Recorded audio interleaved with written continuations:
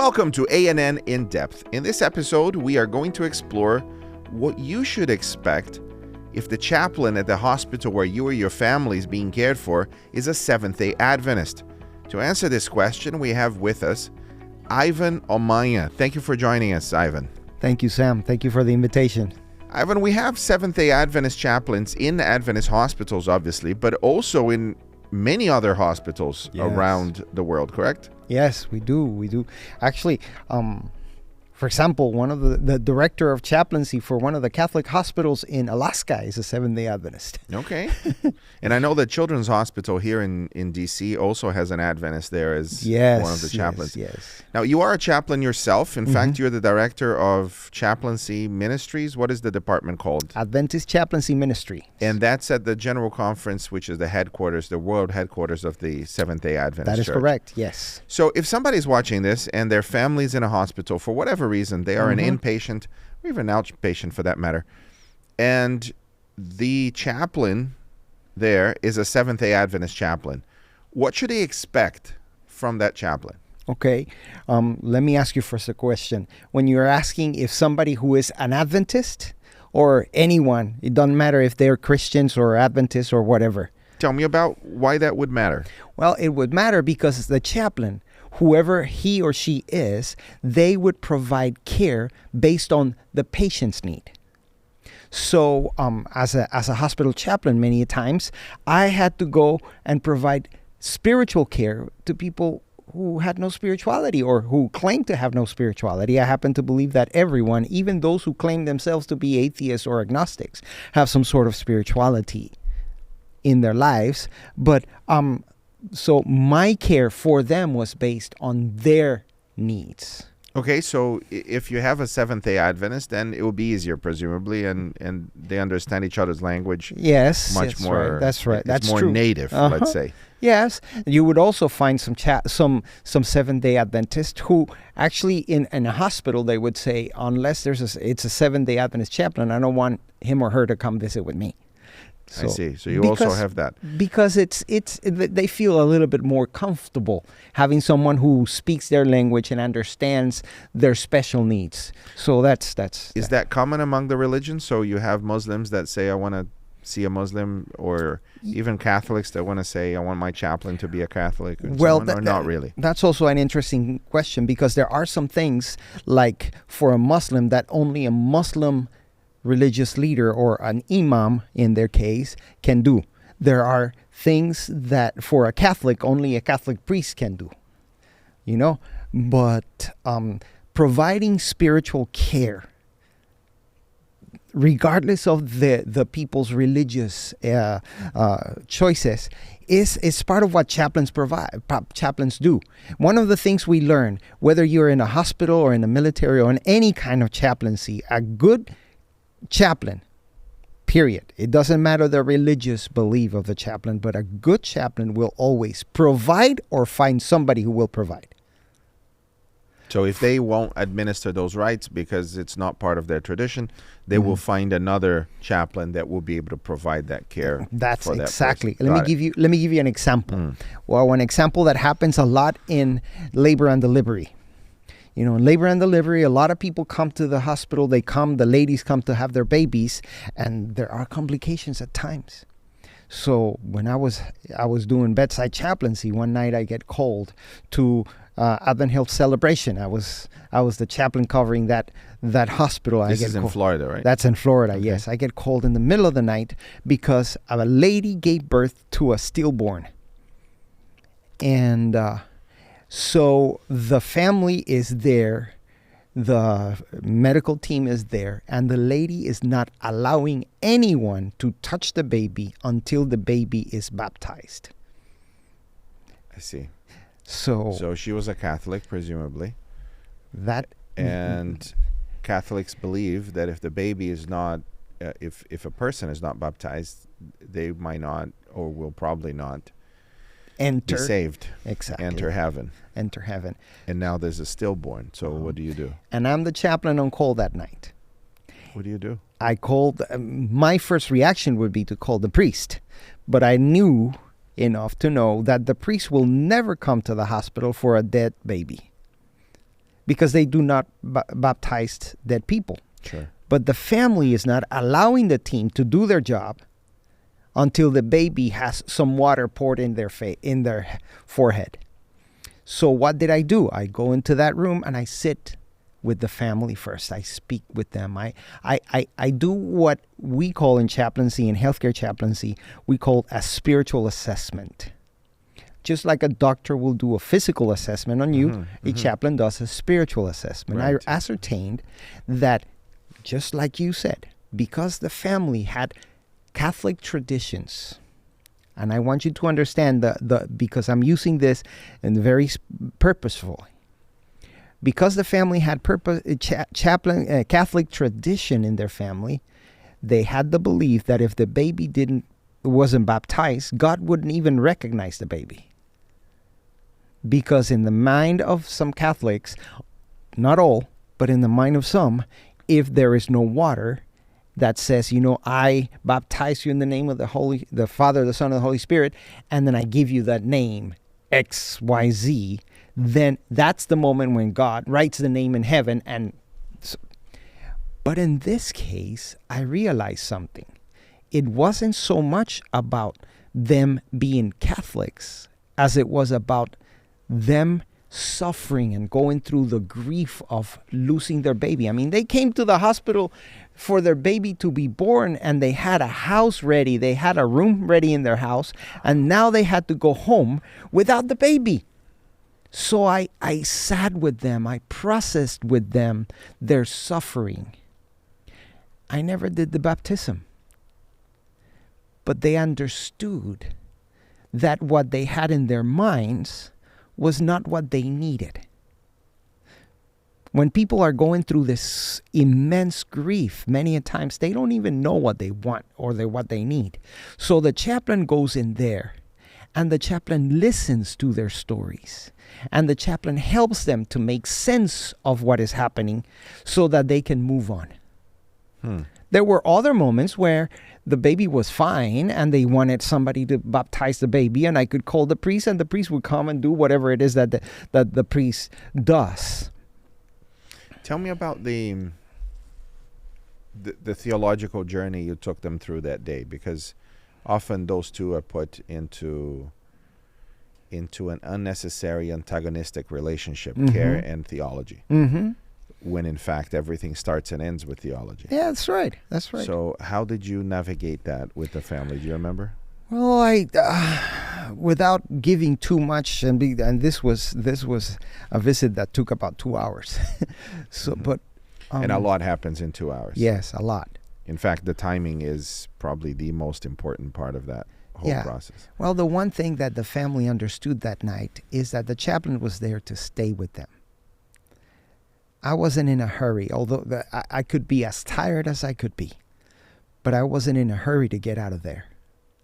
So in some sense, you did not incorporate that process-oriented medical environment where this happens, then that happens, then that happens. And I guess the family wanted to put the brakes on that. And that really was the underlying issue. That's interesting.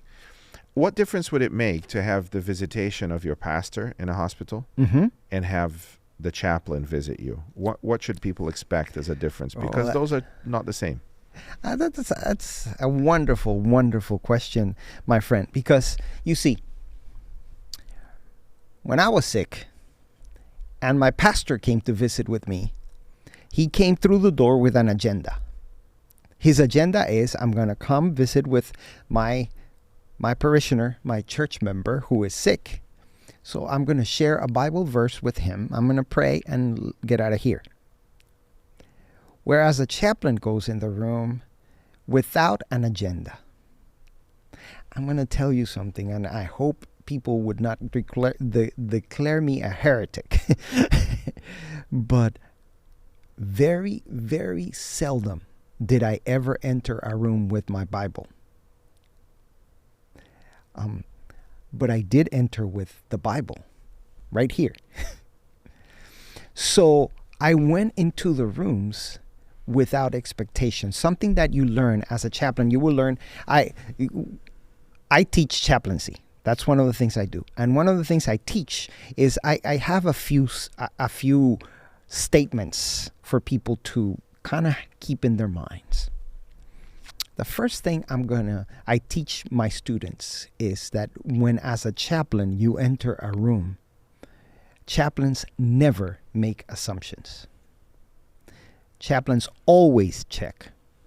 Going back to the story of the baby, the assumption would have been that you go there because they're Catholics and they're wanting the baby to be baptized. I discovered they were not Catholics. They just had family members who were Catholics who were talking about that. And then I listened to their story. Tell me about the preparations you had in your home. And you may say, well, that's morbid. But no, that's really part of the healing process. And that takes me to the next thing I teach my students. Behind every behavior, there's always a story. And it is in that story where the chaplain finds the ministry opportunity. Yes. I'm just finishing a PhD in pastoral care, and I've identified self-disclosure as the foundation of pastoral care. So if, in this case, we're talking about chaplains in hospitals, there can be no pastoral care if the patient does not share things about their lives. So this requires great vulnerability and the building of trust, therefore. So to welcome you and to share with you what the preparations were for this baby that will no longer be there, it requires a profound level of self-disclosure, of vulnerability as they do that. And that builds a tremendous connection with the chaplain. In fact, the more they open up, the more they self-disclose, the deeper the connection with the chaplain, and therefore the deeper the trust. So there is a cyclical relationship that happens between self-disclosure and trust, and more self-disclosure, more trust, and so on. But I want to add to that, Sam, that it is not only about the patient providing self-disclosure. It is also about the chaplain being vulnerable. Okay? I went there, and one of the first things I said to that family was, I am so sorry. This is so sad. It makes me so sad to see you go through this. So you self-disclose your very emotions that you are experiencing being faced with their tragedy. Exactly. I did not deny my emotions. One thing I have learned is that my emotions are God's way of communicating with me and helping me to connect with people. Now, many times it is not appropriate for me to use the relationship to deal with my emotion. That's not what I'm doing. What I'm doing is I'm using the emotion to build the relationship.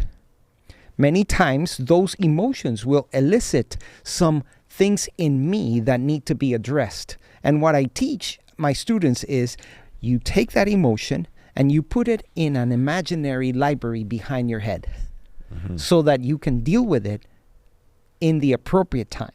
But right now, you need to be in the here and now with the person that's in front of you.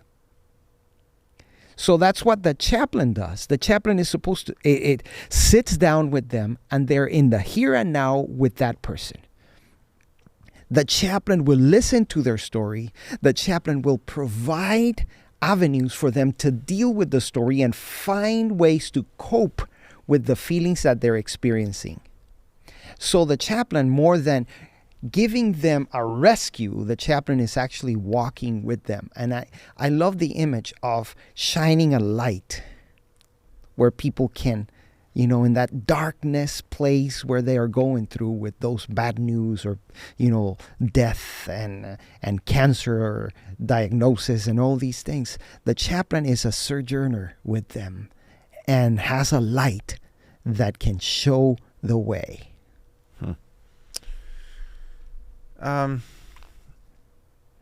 Seventh-day Adventists are not unique in their emphasis on holistic healing. In fact, it could be a Christian doctrine. It's just that other Christians don't emphasize it as much. That's right. So we talked about what to expect from Adventist chaplains in other hospitals. let's now talk about what to expect in Adventist hospitals. So, as far as I understand, in an Adventist hospital, you are seen as a holistic being. Mm-hmm. Your emotion, Mm-hmm. your relationships, your spirituality, Mm-hmm. your body, Mm-hmm. the illness you're struggling with, and all of that. It's one unit. Mm-hmm. It's not considered three different things. Mm-hmm. Does that mean Adventist hospitals have a more prominence to the chaplaincy, to the ministry of the chaplains, because it is seen not as a marginal look? If they have if they're struggling, call the chaplain, it'll be fine. Mm-hmm. In an Adventist hospital, is that part of the healing process, is to explore spirituality if the patient wants it? Mm-hmm. And what happens if the patient has no notion of this and doesn't want it at all? Okay. Well, my answer to this has to be very technical, and I'm going to try to do it as It's quick. called A&N in depth. You can go as deep as you like. Well, if you're in the United States, it is part of what Medicare and Medicaid requires that every person has what is called at least a spiritual screening. Is that right? At the very least, a spiritual screening. And what is a spiritual screening? Well, they ask questions of the patient when the patient is being admitted to the hospital that are designed to identify a certain spiritual problem that will automatically trigger a consult for the chaplain. Mm-hmm. When I was working at Advent Health at the time, the question was very simple. Do you want to see a chaplain? The problem with that question is that most people didn't know what a chaplain is. And many a times nurses would just check into that so that they could move to the next questions, because it was part of what is called the PHH, the personal health history of the patient. And they had to ask about 150 questions when they were admitting the patient. And one of those was, do you want to see the chaplain? Now that has changed at Advent Health. And I think they're becoming a pace setter worldwide in the way that spirituality is integrated into the work of the hospital. Interesting. How so? I went to see a doctor at Advent Health. I have not been able to move my doctors here to Maryland, so I still have my doctors back there. I went to this cardiologist. He was going to do my annual checkup. He's not an Adventist, but he's working for an Adventist hospital. That's very common, I understand. He's not an Adventist. And before he lay a hand on me, before anything, he is asking me the question, Ivan, do you have somebody that loves you? The next question he asked. As part of the consult on the annual? As part of the PHH history, the personal health history. Do you have somebody that loves you? And the next question he asked me is, do you have somebody that takes care of you? I asked the doctor why he asked me those questions. He said, well, I'm required to ask that because I'm working for Advent Health. So I went to the vice president of mission and ministry for Advent Health, Jay Perez.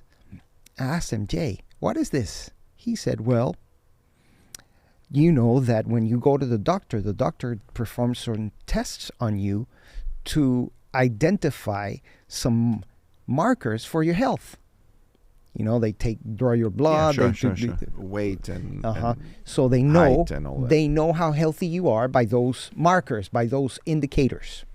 You know that when you go to the psychologist asks you some questions about how you cope, how you relate with others, because those are indicators of your mental health. Well, if you read in the Bible, the fruit of the Spirit is love, joy. That's right. So if you don't experience love and joy and all of the others, that means you're not spiritually healthy. That's an indicator of your health. That's very interesting. That's an indicator of your spiritual health. Yeah. And that triggers a consult for the chaplain. I hadn't heard that before, Ivan. That's very interesting. That is powerful, man. That's powerful stuff. And they have taken it down to a science. So I think they are pace setters in what we call comprehensive healthcare now. All right, excellent. What would you say to those that are watching this from a hospital? Your final message to them, encouraging them to see a chaplain, and even if they don't feel bad about anything in their journey. Well, you may want to sit with a chaplain and just have a conversation. So you can tell the nurses that are taking care of you, if you're in the hospital right now, tell them, I want to see a chaplain. I want to speak with the chaplain. And when the chaplain comes, just sit down and talk. You know, I've had powerful conversations with patients, even when we were watching football. I had extreme, profound conversations with my pediatric patients while we played Mario Karts. So just sit with them. Let the chaplain ask the questions. Answer as truthfully as you can. And I guarantee you, you will have a better time. As a matter of fact, there are studies that show that a good visit with a chaplain can cut short your stay in the hospital. As your body heals better. As your body heals better. Because you see, in a hospital, we are not just about healing your broken bones or your broken systems. We need to heal you completely. And I also want to say, there may be healing even though you don't experience cure. But that's another story. Maybe we can do another in-depth about that. That's absolutely beautiful. There may be healing even if you don't experience the cure. In fact, one of the functions of pastoral care is in fact healing. Well, the Greek foundation of medicine is that your body will heal itself. And if your spiritual life and your mental health and all of this is healthier, that will help your physical part of your body to heal itself faster. So it doesn't surprise me. Exactly. Ivan, thank you very much for joining us. My pleasure, man. My pleasure. It's great. And thank you for listening to ANN In Depth in this episode where we discuss chaplaincy in Adventist hospitals and also Adventist chaplains in other hospitals. If you have comments or you would like to share your experience, good or bad, then feel free to go to YouTube, find this video, and you can share it under here. Just type ANN In Depth Chaplaincy. You will find this video there if you're listening on a podcast in another platform. Thank you very much for listening. We'll see you next time.